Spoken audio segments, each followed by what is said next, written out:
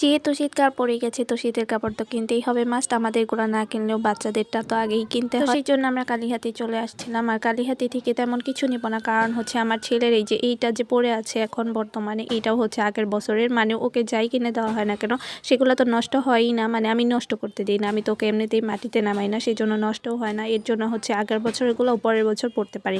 আর আম্মু কিনে দিছিল এটা, আম্মু হচ্ছে এক সাইজ একটু বড়ই কিনে দিছিল যাতে পরের বছরও পড়তে পারে।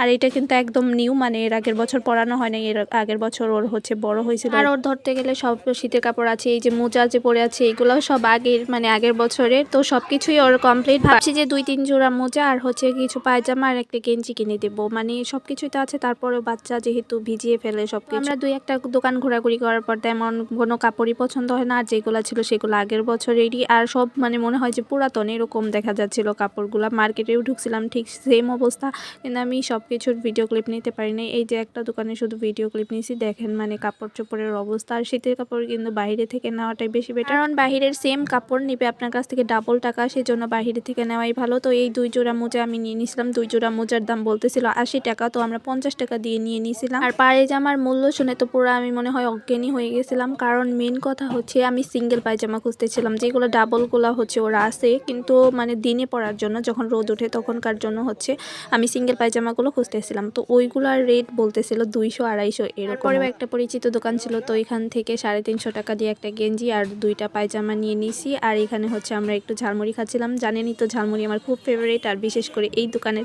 মানে এই দোকানের কাছাকাছি আসলে বা কালীহাতি আসলে আমি তো ঝালমুড়ি খাবোই।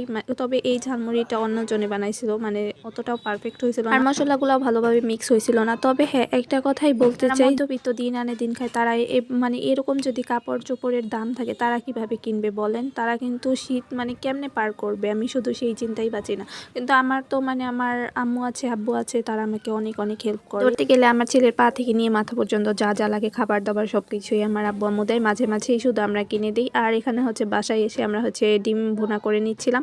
একটা ডিমই ভুনা করব, যেহেতু আমার হাজবেন্ড বাইরে থেকেই খেয়ে আসছিল, এর জন্য আমার জন্যই শুধু ভুনা করব আমি। দেখেন ডিমের কালারটা কিন্তু জাস্ট ওয়াও আসছে, তাই না? মানে নিজের প্রশংসা আমি নিজেই করি, কেউ কিছু আবার মনে করবেন না, ওকে? হ্যাঁ, আমার আব্বু আম্মুকে অনেক অনেক থ্যাঙ্কস আমাকে এত এত হেল্প করার, কারণ আব্বু আম্মু যদি আমাকে হেল্প না করতো এই বাজারে মানে এত যে জিনিসের দাম, যে কোনো জিনিসের দামই, কাপড় চোপড় হোক বা খাবার দাবার, যে কোনো জিনিসেরই দাম হচ্ছে 3 ডাবল 4 ডাবল করে করে, এভাবে আমরা চলতেই পারতাম না। আব্বু আম্মুর জন্যই আমরা এই পর্যন্ত আছি, মানে ভালোভাবে চলতে পারতেছি।